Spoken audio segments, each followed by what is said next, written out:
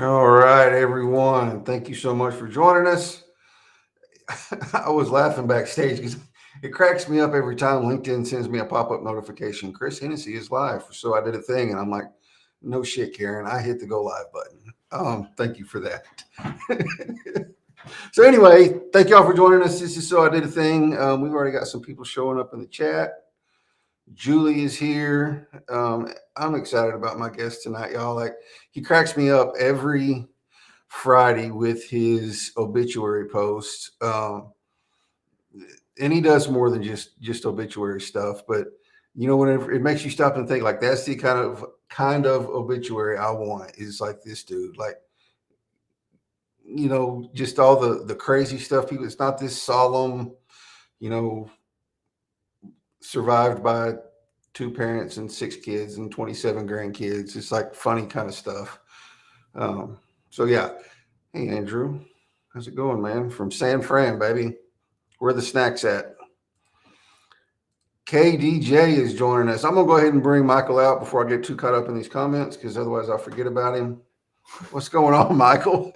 I'm doing great. Thanks, Chris. How are you? Good, man. Kenneth Dunner Jr. joining us on I'm YouTube savoring because the flavor. savoring the flavor, man, because LinkedIn restricted his account again. Oh man, I know, we do like that. he's got to hold the record for most restrictions in a short amount of time. But you know what they always say? It's not how many times you get knocked down; it's how many times you get back up. That's it. Yeah, he texted me or called me right beforehand. He said, "Man, I'm not going to be there on LinkedIn. I'm restricted." I said, "That's all right."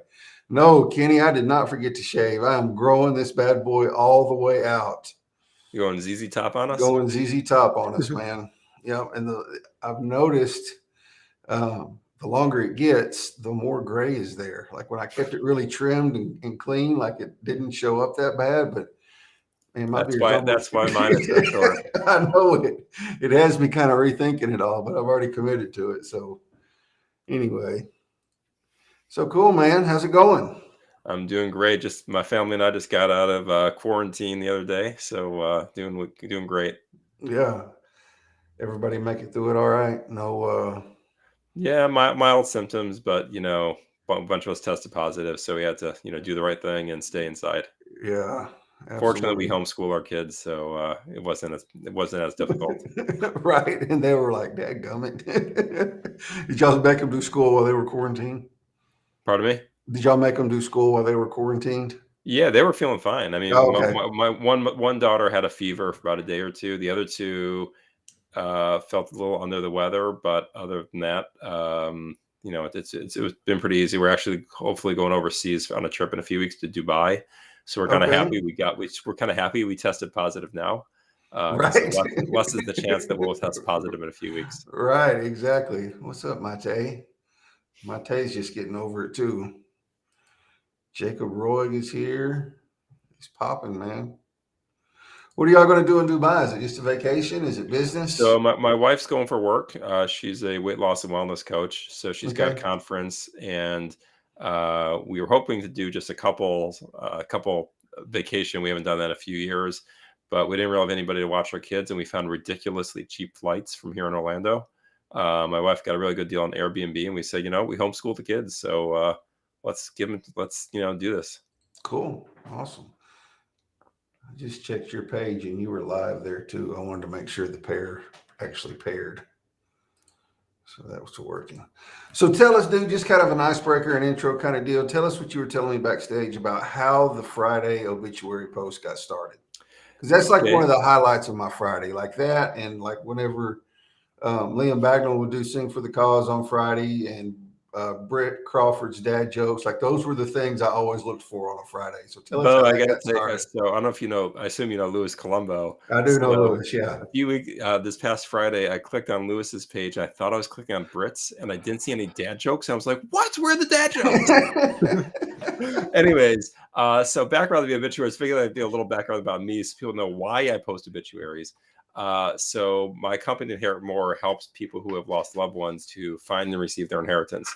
So that's obviously a big area of what I post about in general. Mm-hmm. And I've been posting pretty much daily on LinkedIn since summer of 2020. And a few months ago on a Friday, I just couldn't think of anything to post. So I was like, there's this one obituary that I read a few years ago that I just always thought was hilarious. Every so often I pull it up just to make myself laugh. And I was like, if I like it, I'm sure other people will too. So I posted it, and a whole bunch of people were like, "Oh my God, this is awesome. You have to post more of these." So I was like, okay. So that became my hashtag Obit Friday. Yeah. And post every Friday, try to post something that's humorous, enlightening. I did one week and a half ago. It was actually a good friend, a lifelong friend of mine who passed away Hmm. suddenly when we were about 30 years old.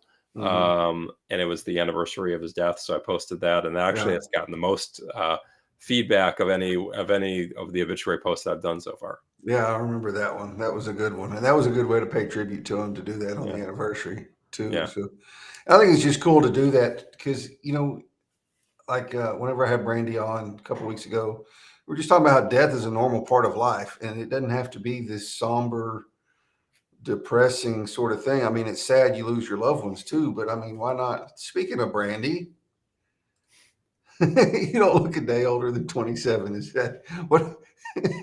So when Brandy and I first connected on LinkedIn and we started chatting, and she thought I was my early 20s.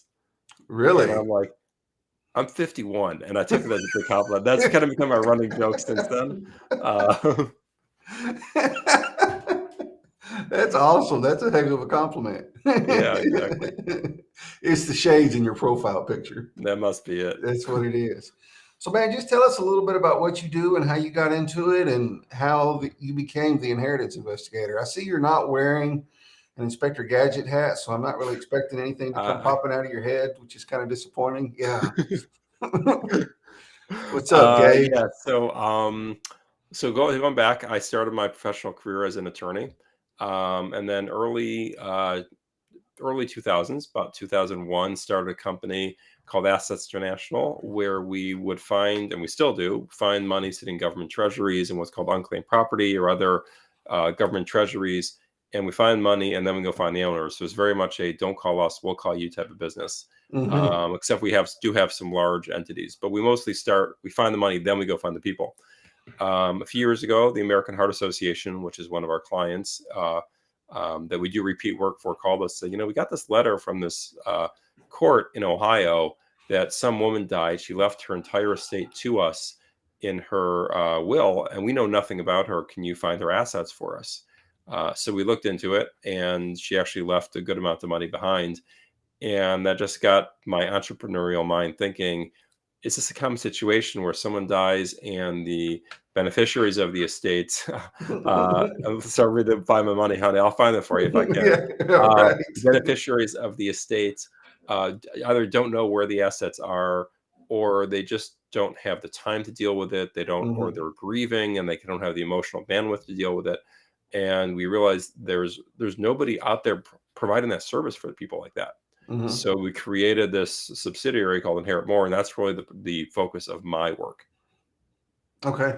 So it's more along the lines of like these people already know they have an inheritance. They just don't know how to go about getting it or where to track it down. Or do you help people that don't even know they have an inheritance?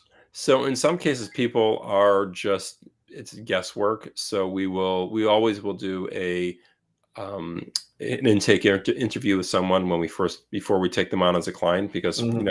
if they call and say, hey, my brother died suddenly at 25 and he was on disability, he never worked, most likely in that case we're just going to say, sorry, I just don't think there's much out there for you. um, but if they come and I handle a case, we just got a childhood friend of mine called me. Her father passed away a year plus ago. He was a psychologist or psychiatrist, and doesn't know where a lot of stuff is. Mm-hmm. So she's asked us to look into that. So also what we also do is we will serve as the executor. So the first part of that business I Okay. just described, the executor hires us, and we won't deal with the assets they already know about.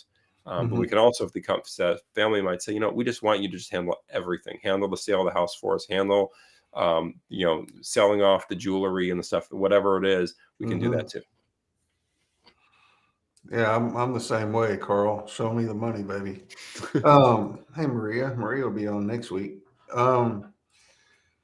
So when you're talking about assets that they don't know about, like your friend, is this going on the assumption, or maybe wondering, like, are there other bank accounts or properties or stuff that she didn't know that her dad had? Yeah, she really, I mean, she knows they know about certain assets, but Mm-hmm. she said like her father did some investments on his own. And he worked for a government entity that he might have a pension, he worked for a while. Mm-hmm. She found some old stock certificates. She doesn't even know if they're worth anything. So she's asked us Mm-hmm. to look into those things for her. Gotcha. Okay. Well, that's pretty cool. I never even thought about that. Like having assets you didn't know about. Yeah, and we'll also do other searches like for life insurance policies, for bank accounts. So we'll Gabe must have had the inheritance at Caesar's Palace. I know it. Um, yeah, so we'll I think you might like I need to said, write that one off, Gabe. I think that's what out. was that? I think Gabe needs to go ahead and just write that one off. Yeah, I think it's time to let it go. Um, yeah, but so that's why we do the interview because we'll ask questions like, what did the deceased do for a living? What kind of hobbies did they have?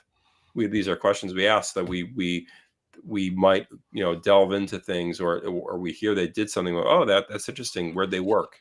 Mm-hmm. Because they might have a pension that the family never even thought about. Mm-hmm. Interesting. So to do all this kind of stuff, like, did you have to maintain your license to practice law, or have you? Like, does that help? I still have my law license. I don't practice law anymore. Okay. I mean, the education and knowledge that I got definitely helps because we're constantly running into issues of Mm-hmm. sometimes it's just a matter of pulling rank on some Right. bureaucrat at some large Right. institution or government agency, and they see the Esquire behind my name, or we Yeah. also have other attorneys on staff. Um, so it's just like kind of knowing the law because we are dealing with the legal process a lot. Most Mm-hmm. of what's called probate, which is the legal process for dispersing someone's assets after they've passed away. Right. So having knowledge of the law is very helpful. Yeah. What's up, Enrique? Um, Dadgummit. Carl had a question. Can you find us money even if we don't know where to look? Very possibly. Let's talk, Carl. Shoot me a message on LinkedIn. Seriously, we'll talk. Yeah. Um, Dang, I had a question before I got sidetracked by Gabe. You think I'd learn? I say this every show because I'll have a question, then I'll get sidetracked by a comment. You think I'd write these down as they come to me? Yeah, Um, you need a producer to yeah, I know, right? It's pretty bad when the producer gets stuck in his own show. Jacob had a question.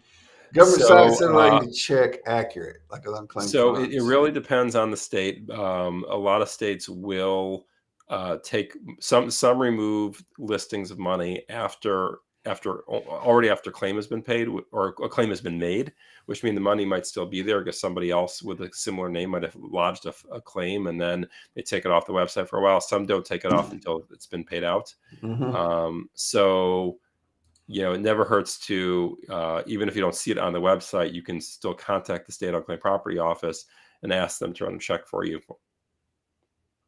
Cool. I remember what it was. So tell us a little bit about the difference, because this is a question I had after I read your post this morning.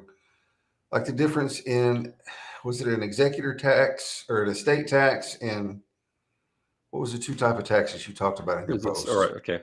There's estate tax and there is inheritance tax. Inheritance tax. So with an estate tax, what happens is they say, okay, the deceased left behind an estate, meaning all of his assets, Mm-hmm. worth a certain amount of money.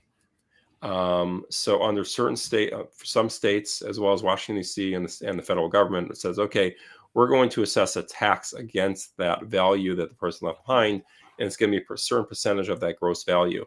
And the executor is responsible to pay that tax before distributing anybody's inheritance. Then there was called an inheritance tax, which comes out of each heir or beneficiary's share that they're responsible for. Usually the executor will kind of take that out and pay it anyways before, but technically it is each person's own responsibility to pay that tax. So right now, if I remember correctly, I think 6 states have an inheritance tax, and about 20 states or so, or 18 or so, plus the federal government has an estate tax. The state taxes usually don't start unless the estate is worth at least $1 million. The federal estate tax only kicks in, I think, at 10.5 million or something like that. So it's usually only going to be the case for more valuable estates. So it gets taxed twice. Yeah, so that's the argument. That's the argument against an estate tax, is that, or an inheritance tax, is that the deceased already paid a tax on it when he or she was alive, and now it's getting. But that's a whole, political, philosophical debate that others can have. Yeah, but I mean, it gets taxed twice, like with the estate tax and the inheritance tax. It gets taxed before the executor distributes it, and then each person has to pay taxes on it. No, I don't think any state has both. I think any state has one or the other. Yeah. Oh, okay. I got you. Sorry, I should clarify that. No, I got you. That's what I was thinking too. Well, you're right. It got taxed twice if the deceased already paid taxes on it. Right. Yeah, but like you said, that's a debate for another show. Yeah. And there obviously are you good estate planning and tax people. People can get around that also. Yeah, but like you said, that's only for people that have pretty sizable estates. Well, the estate tax in some states, the estate tax starts at $1 million, which sounds like a lot, but if you think about, if someone has a house, house can already be worth a few million. If someone dies when they're, say, 70s or 80s, which is the lifespan these days. A lot of people, if they own a house and they've socked away some money over the years, it's not hard to hit $1 million for an estate. That's true. Yeah, because your house could be worth $250,000 to $500,000 or more, and then having stocks and investments and all that kind of stuff. Yeah, cool. So, what is your aside from finding tell us about. Like when you said you find the money and then go find the client or go find the beneficiary of it.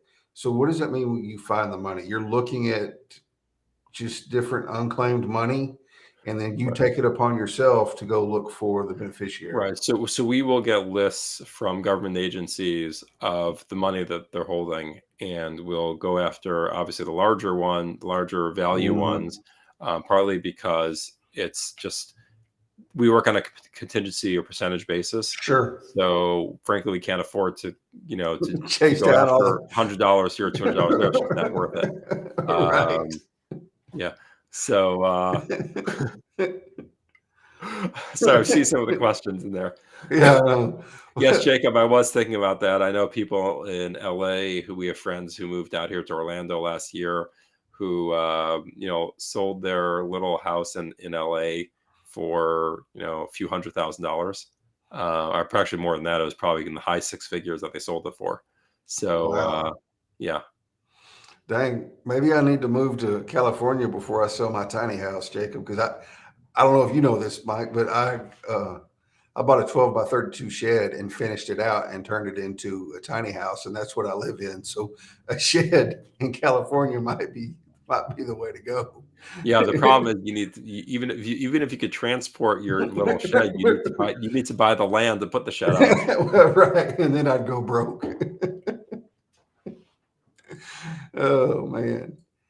So what is the whenever you find the money, what is the process for trying to find the person, find the beneficiary? So we have an investigative team. Sometimes the owners are still alive, if they're individuals. Sometimes they've passed away, and we'll have to do our research. It could entail getting the death certificates and probate records, and we subscribe to some databases that are that require some clearance, and we can only use it for certain purposes. And we'll get to work. And then the next step is contacting the people or their heirs, and that's where sometimes the toughest part comes, is convincing people that's legitimate and is real. Mm-hmm. Yeah, because I imagine that sounds a whole lot like a scam whenever you're Yeah. whatever We you're we we calling. joke, we often say in our company that our biggest competition is not other company, it's skepticism. But Mhm. we laughed one time when we actually found money for some guy in Nigeria, and I was saying, "You know what?" I said, he's going to say, "Oh, great, another American calling me, telling me he's got money for me." But, Yeah, I don't know how many emails I've gotten from a Nigerian prince that had land with gold. I got 3 just yesterday. Yeah. Um, and every so often, people will send those to me saying, "Is this legitimate?" And I said, "Do you really think it is?" Um, so yeah, so sometimes our clients can be large, can be, like I said, like American Heart Association, can be really big nonprofits or or Fortune 500 companies or universities, Mhm. who are dealing in, multi-billion-dollar budgets, and for them to lose 50,000 here or 100,000 there is nothing. Right. Yeah. Whereas if I lost $50,000, I'd be in a world of hurt. Yeah, yeah, I hear you. Yeah. So you've been doing this for 25 years, 20 years Uh, yes, if you ask Brandy, I've been doing it since I was 6 years old. since you were Uh, 6.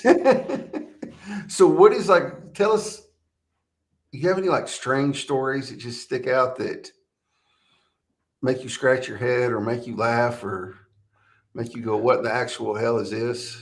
yeah, I mean, we've seen some pretty interesting family dynamics.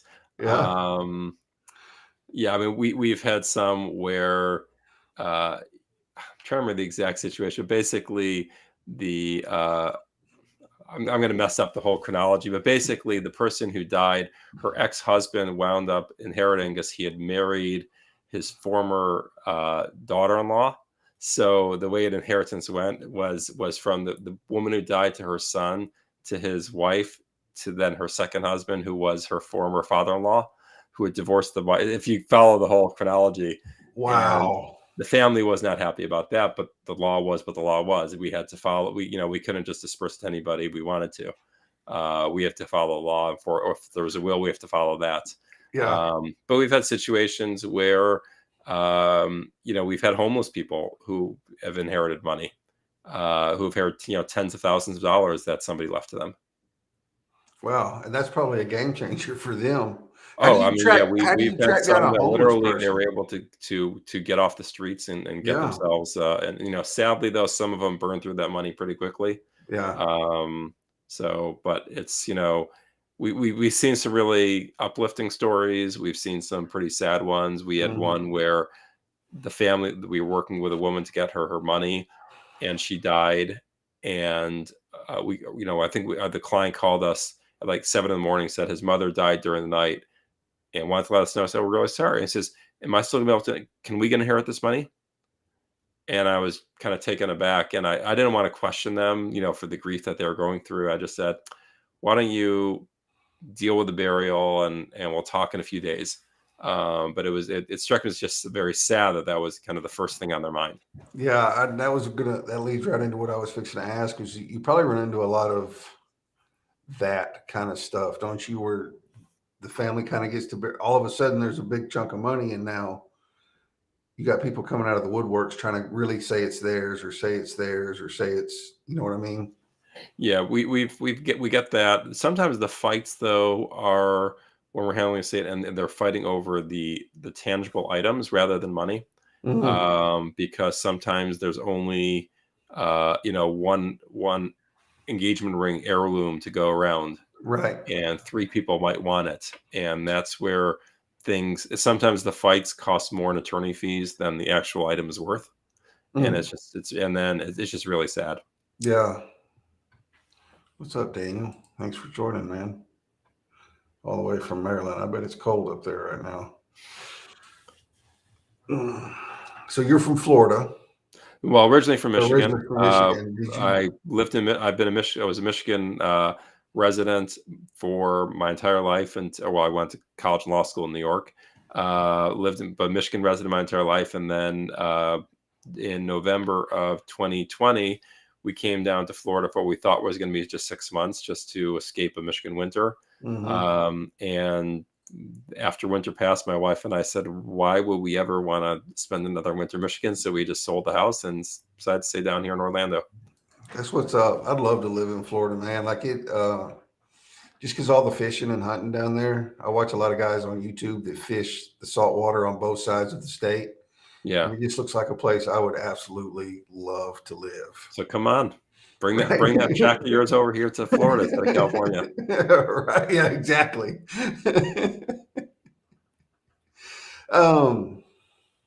Let's see what else.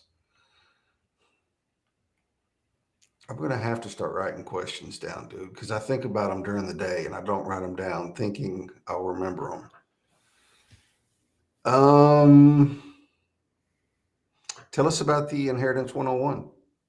So it's a 1 hour workshop that we do. We've been doing it monthly for the last few months. And we do it live. It's a 1 hour kind of 20,000 foot view of the process of the probate process, and other things that someone should know when they lost a loved one. So it's a live one we do via Zoom for an hour, and then we usually have question answer. And the last one we did, the question answer went on for half an hour. I finally had to cut it. I had to cut off because I want to be respectful of people's time, but also I had COVID that day. I was fighting a fever, and I got to the point where I was like, and Brandy was on, and I don't know if she picked up on the fact that I was like, I got to the point where I was like, I had to get off. I was like, it was an hour. We were past the time anyways, and I just and as soon as finished, I went to bed. But anyways, so we do that once a month. We can also do that for any groups that want to have us do it particularly for them, whether it's church group, Rotary Club, Chamber of Commerce, adult education organization, whatever the case might be. If you have it, we do it for free. And like I said, it's about an hour and a half where we kind of fill you in on the basics you need to know. So it's not every time you do it, it doesn't build on the last one. It's basically the same thing, more or less. Right. It is. I do find I get better with it each time, as right. Well, yeah, it should be the case. So it's basically the same one. But obviously, if we were talking to a certain group of people that has certain interest or angle to it, we could cater to that interest if we needed to. Yeah. If for example, if it was if we were speaking to a NRA group or some other gun group, we could discuss, what happens to guns. How do you deal with that in the probate process? Because there are certain laws that apply specifically to that. Okay, that's cool. What does Steven say? I read an article I thought was awesome. It says you have a set list of what you were giving your kids before you die and tell them about it to avoid family heartache after you die. Yeah, like a will, basically. Yeah, totally. Yeah, I mean, well, one of the things I want to kind of debunk when you say a will is that it's like a will, because most wills don't have a thorough list of assets that people own. Most wills, and I've seen way too many in my lifetime, will simply say, well, I'll give you the example. The one where the American Heart Association called us about this person who died and left her estate to them, was that she, did we discuss that before the show or after? I can't remember. It was before the show. Okay. So to back up, one of the impetus for starting Inherit More was that one of our clients, the American Heart Association, had received a letter from probate court in Ohio saying that some woman left her entire estate to the AHA and they didn't know anything about her. Could we look into it for them? The will simply said, I leave everything to the American Heart Association. Did not list one asset. And that's actually pretty typical wills. I know, fortunately my parents are still with us, but their will basically says, okay, got 3 children, each child gets 1/3. That's all it says. It doesn't say what the assets are. I have made my parents sit down and list their assets. Not so much the tangible stuff, because we know what's in the house. And maybe we should do that. At least I know where they're non-tangible, the bank accounts, the brokerage accounts, stuff like that.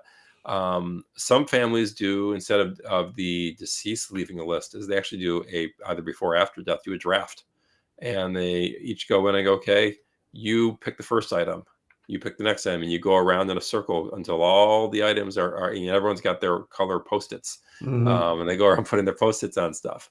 So families of different things. Like I said, it's really sad when families fight over it. Yeah. Um, I'm a big believer that if you can't work it out yourselves, have a mediator come in who Hmm. can. There are mediators who specialize in dealing with family disputes over inheritance. Hmm. Because once you bring in the lawyers, first of all, it gets very expensive, and also that kind of crosses that line into becoming. Sometimes you cross that point of no return Right. of destroying the relationships within the family. Because it gets real ugly real fast when lawyers get involved. Mhm. Because they're fighting for their client, and so it just turns into a crap show, I would Right. imagine. I'm Jacob seeing had a some good question. questions pop in Yeah. here. What I would suggest, so question was what to suggest people not fully prepare with wills, prepare a will. I would say talk to a good estate planning attorney. Do not do it yourself. Do not do one of those legal Zooms.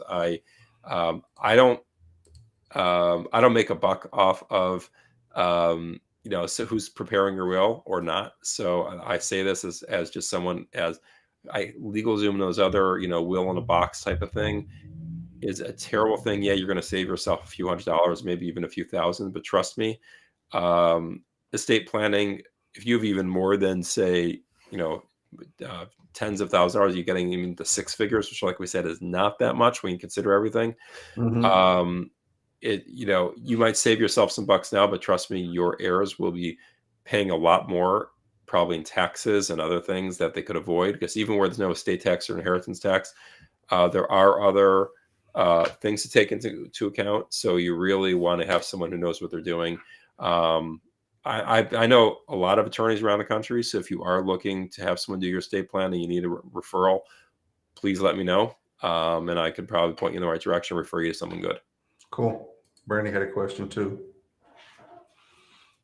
Okay, so we work nationally. So our work of either finding assets for the executor or being the executor, that's something we do nationally. So I was actually just talking this morning with an attorney who works out of Puerto Rico who also works nationally, and hopefully we start working together. But it's we're not bound by it. We're not. It's not like we're acting as a law firm, so don't have to be licensed in every state. So that's not a problem for us. Yeah. What like do you have to travel much to do this kind of stuff, or can you do a lot of it just virtually and over the phone and by email?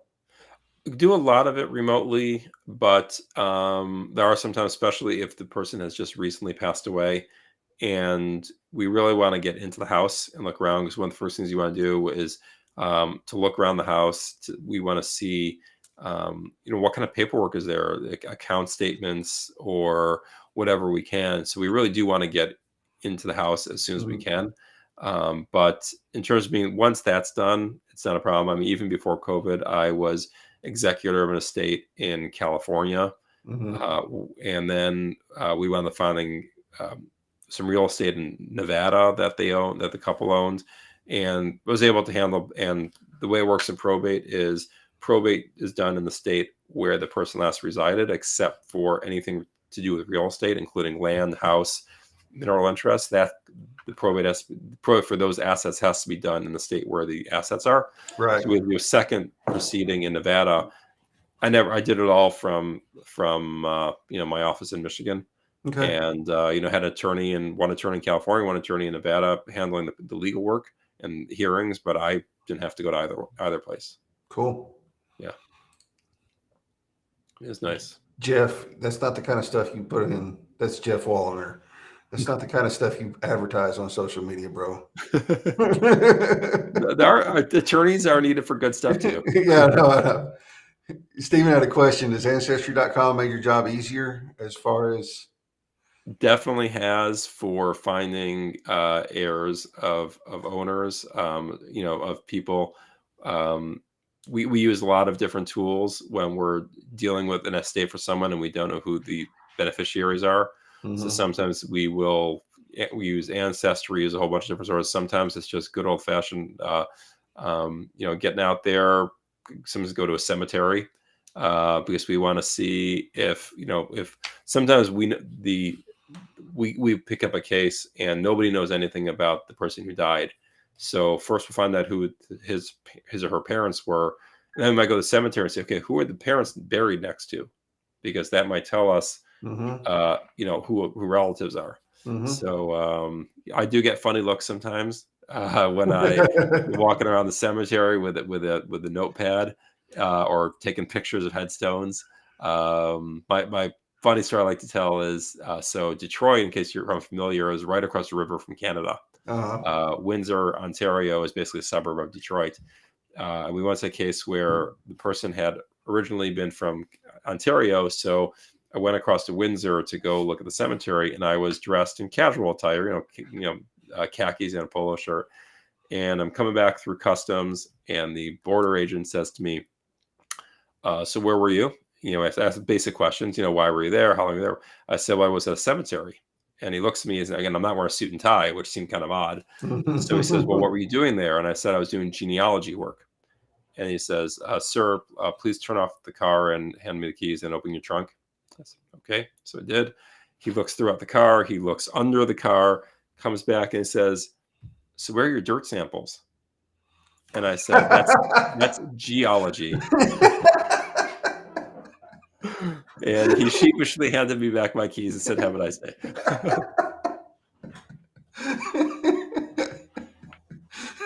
He thought he had him one, man. Well, yeah, he thought I was doing some maybe some Indiana Jones work or something like Yeah, that. exactly. So we were talking backstage earlier, and you were thinking about maybe branching out into something like TikTok, but thought maybe dancing around a cemetery was probably not the best idea to start posting on TikTok. So I'm going to ask anybody in the audience that might have any suggestions on what Mike could put, like what could be his TikTok content. I mean, should we put him, just dancing like in his room in Yeah. sweatpants and a sports bra? I mean, is that something we want to see? Wait. This escalated quickly. Never mind. I Yeah, it's something I've toyed with because being in my line of work is I have to, I try to be entertaining, but I also as people on LinkedIn see, I think I'm entertaining, but Yeah. at the same time I do have to make sure I don't cross that line of being Hmm. insensitive or tacky about things. Hmm. Um, And dancing on I grave, know I Mike. think you had on didn't you had on Kirsten Granados number of weeks Yeah, ago, I did. and Yep. she's done a really awesome job of on TikTok doing, as a financial advisor. Yeah. So what you would not think is a TikTok profession, so to Not at speak. all. That is a good idea, Stephen. Advertising wins on TikTok. Hmm. Talking about them. Yeah, that could be a good one. I like that. Thank you. Yep. Yeah. Kirsten, she's straight up killing it over there, and I think she's Yeah. doing TikTok coaching, if I'm not mistaken. Yeah. You could probably get some ideas from her. But there's a Yeah. like Adam Knidla. He's on TikTok too, or he was. I don't know if he's still doing it. Um, yeah, Brandy, maybe you should be his TikTok producer. If Brandy could figure out I'm sure Brandy could figure out how to do TikTok for her line of work, then Right? I should be able to make it work for mine. Yeah, exactly. Brandy was my first guest of the year, and she's got some. She alluded to it in the comments of one of my posts the other day. It was yesterday. Was it yesterday? I don't remember. Um, she's got some exciting news coming up. She's going to share. Yeah, Really exciting. Brandy also rocked that pink hat. She Uh, did, man. yeah. She absolutely did. Hey, Val. Val's a former guest too. Brandy, your lawyers will call my lawyers, please. Yeah, they won't call you. They'll call your Yeah, lawyers. have your people call my people. Yeah. So let's talk about this for a minute. Have you gotten any, wait, what did Steven say? Yeah. They Yeah. also send hi dear DMs. What was that? They also send hello dear DMs, the crypto people. Yeah. Have you gotten any business off of LinkedIn? Gotten some, yeah. Cool. Not as much as I'd like, because it is kind of a situational thing that we offer, Mhm. but we've gotten some. Yeah. Um, I think a so lot of it is just, like you said, it's situational, but it's gonna, um, people know who you are and know what you do. So if the yeah, situation does arise, at right. least they think about, I read a great, I don't know if it was one of his podcasts or his blog or whatever. Seth Godin, is the marketing guru, mhm, and he said, don't try to make any social media post viral. He said it mhm, is a fool's errand to try to figure out which one's going to go viral and which one's not. It's mhm, just, he said, try to be, and he said that, ironically, he said this around COVID, so try to be a virus. He said, do something that, just chips away and gets into people's bloodstream where it's in them, so mhm, that when they think about you when their need arises for it, mhm. which I've always thought about. And I mean, we all see it on, we've seen it. I know I do. Sometimes I have a post, I think this is gonna kill, and it gets like 200 views, and Yeah. then I like, I remember posted one, like I said, like, the we were talking about the obituaries, that I posted obituary I really did as a throwaway, and it got, I don't know how many. I think I think my best post, not besides polls, because as we know, polls, have Yeah. skewed numbers. My Yeah. best non-poll one was around the year ago this time, was my father's 85th birthday, and I did a post about my father. I guess he's still, thank God, still alive and kicking and working full time as a CPA. And I did a post saying, hey, like, here's my father, wish him happy birthday. It was off the charts. Yeah. I mean, I could not believe, and I posted Yeah. on a Friday too, which is usually a killer, Yeah. and it was still by far the best post I've ever had. Yeah.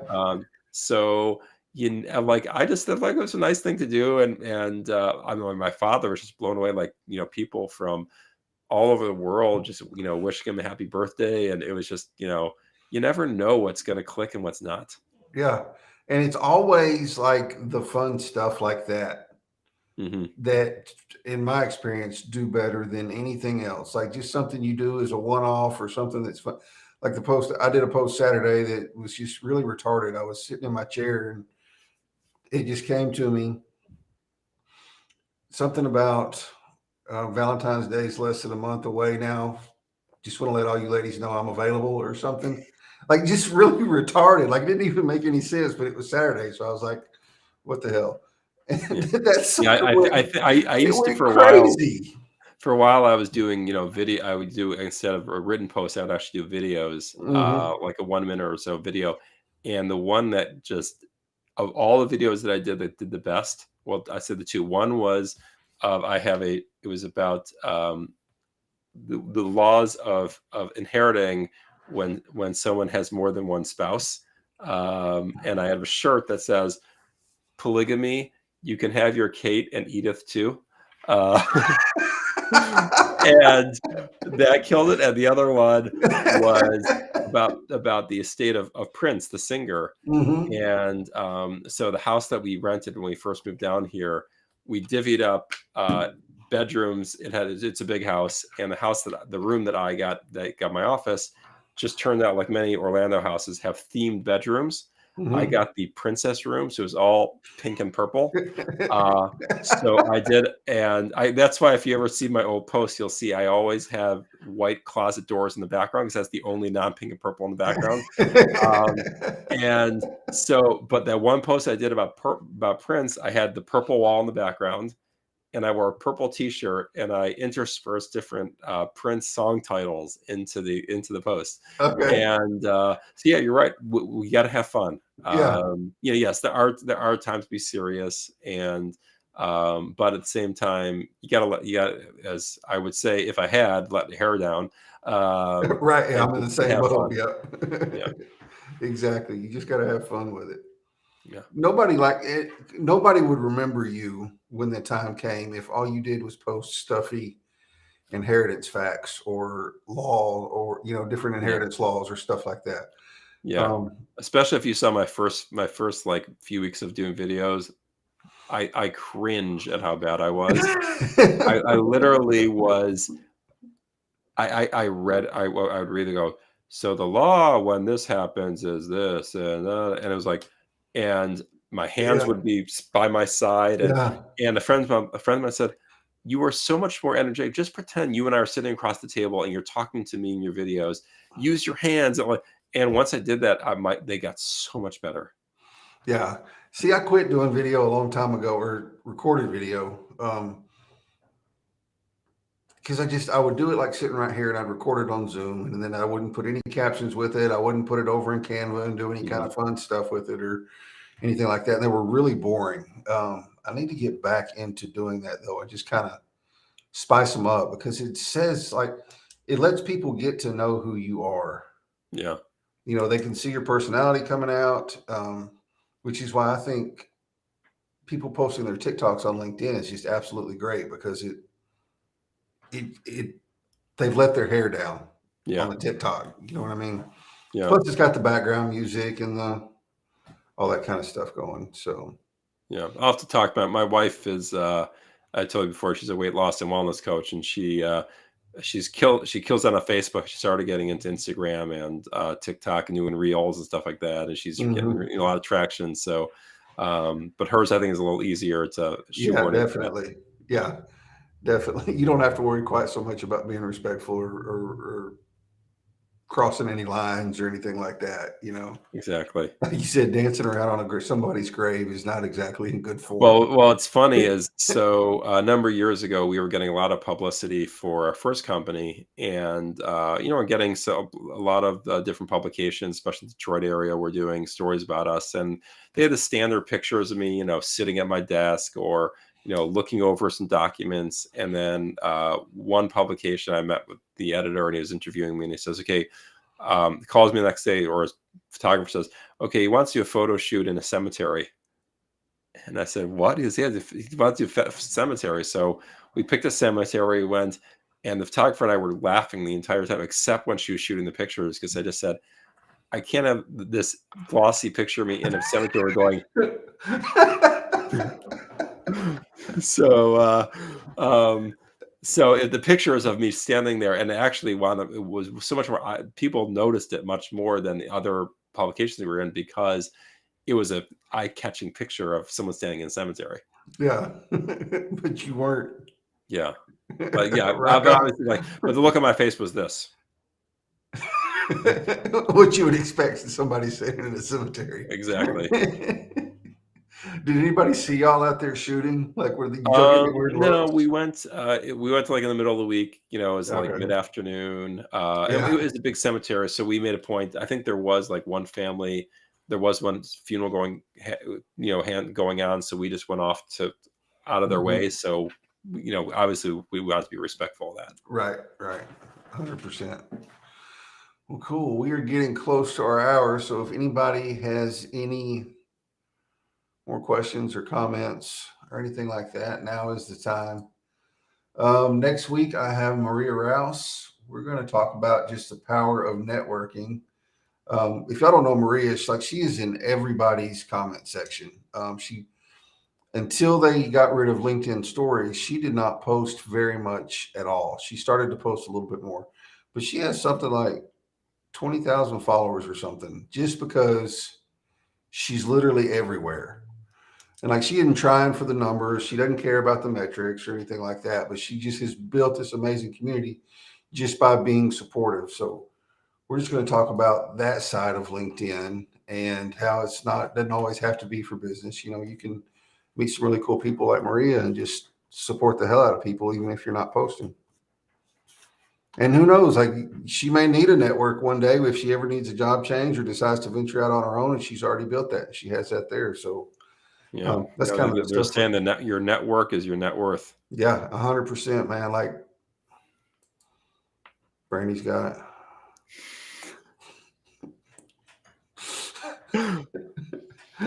Brandy, when and where, Brandy? When and Yeah, where? yeah, exactly. Kenneth, you are everywhere, bro. And if I could get you on a live, I would get you on in a heartbeat. But they say you're like a unicorn. Like nobody ever sees you on camera. So if you ever want to come live, you let me know, and I will make a special night for you, and we'll get it done. Cool night. Yeah, but the thing is, Kenny is Maria doesn't get banned every month. Izzy decided she wants to join us. Yeah, bring her on. What kind of dog is she? She looks huge. She's a newfie. She's about 160 Okay, pounds. yeah. She my office in this house is the only one on the ground floor. So while everyone else is Okay. upstairs in the rooms or whatever, she's decided that she's my new office mate. Okay. So I normally have the door open because but I had closed it and she was whining outside, so she came in. Now she's keeping me company.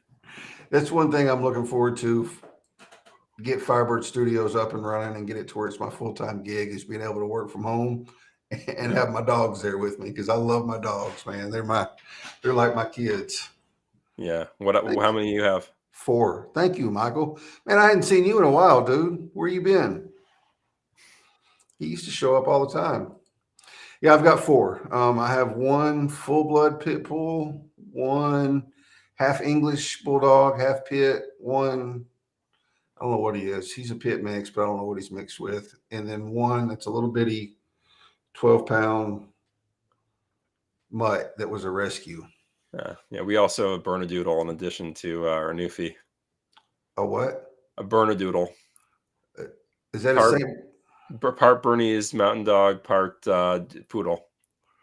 Really? Yeah. That is a weird combination. I've never heard of that one. They're great dogs, and one of the great things, and I don't want to insult Izzy here, but the great thing about Bernedoodles is they don't shed. Right. Izzy's our 4th newfie, and man, they shed like crazy. Mm-hmm. Whereas Bernedoodles have no shedding, so which is nice. So what did Izzy think about moving from Michigan where it's cold to Florida where it's hot like 10 months out of the year? They're fine with it. I mean, obviously, when it gets really hot, don't walk them as much outside. But it's they haven't complained too much, so we're okay. Yeah, I do love my pits, Kenny. Yeah, they are mixing all kinds of stuff with poodles now. I guess it kind of makes sense because of the shedding part. Yeah, I don't think we're going with no shedding dogs from now on. But hopefully Izzy will stay with us for a while. Yeah. I know Julie was trying to pawn one of her. She had a whole litter that she was trying to pawn off, and I just thought it's a good thing that we live here in Florida, and not near Oklahoma, because my wife probably would have grabbed one of them. Yeah, she had something like 10 puppies or something. Like it was crazy. Yeah. Well. Boy, everyone's popping in with their dogs. Yeah, they are. I love my pets, man. I love them. My buddy was over at the house yesterday, and he always tells me, he says, people want to talk crap about pit bulls and how mean they are. He said, but they've never met yours. Yeah, they're big old babies. A chicken and a duck.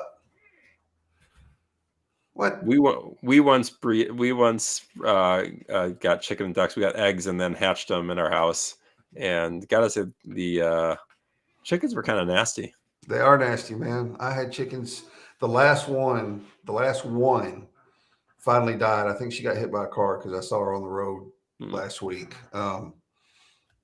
But I had 25 of them at one time, and they were nasty. That pen was nasty. Yeah, we just did it where we got them. We got the incubator, and after they hatched, we kept them for a few weeks, and then we donated them to a farm. Oh, okay. We were living in suburbs of Detroit, and I don't think our zoning in our little suburb even allowed for having ducks or chickens. Yeah. So did y'all just do it just for the experience of it? Yeah, it was for our kids to be able to see and see the daily thing of the eggs, and then them hatching. It was pretty cool. Yeah. So did you bought the eggs already fertilized, I'm guessing? Is that how that worked? Yeah. Okay. Yeah. Huh. That's pretty cool. Yeah, I like huskies too, Val. But you're right. Huskies are beautiful. Yeah, they're beautiful. But God Almighty, that hair. Yeah. It's nuts. Kenny said he cooks chicken and duck. I don't even like duck, man. I used to hunt ducks, and I don't even like ducks.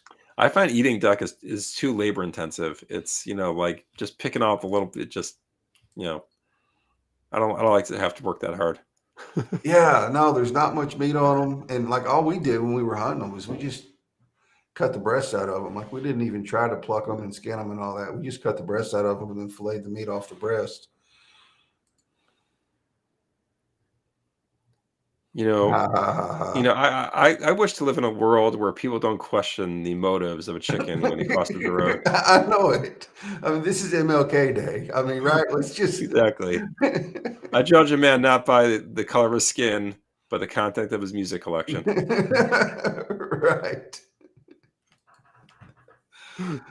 Oh man. And then you have a dream where one day the chicken could cross the road without being asked why. Exactly. Yeah. Well, Michael, man, I appreciate you coming on. We're bumping on that hour mark, so I'm gonna go Well, ahead and unless anybody else has anything to say, do you have anything else you want to throw out there before we shut it down? just for any of you who want to, reach out, you have questions or just want to connect. I'm on LinkedIn, easy to find, Yeah. and reach out to us if you want to check out our company, Inherit More. It's inheritmore.com, and if we can help you, we'd love to do what we can. Awesome. All right, y'all. I've got Maria Rouse next week.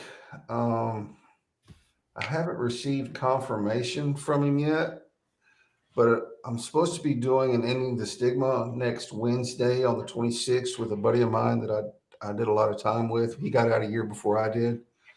Him and his mom were supposed to come on, but his stepdad had COVID. Mm-hmm. So I don't know yet. I'm hoping that works out and he can come on. If not, I'll have somebody else. Try to get somebody else on. But next week is Maria Rouse. The week after that is Jeff Walliner, resident, irreverent, satirical, funny man on LinkedIn. Cool. Well, I can chat with you about some other people I think will be really good guests for you. Okay. Yeah. Awesome. All right, guys. I appreciate it. And we will see y'all next week. Have a good night, everyone.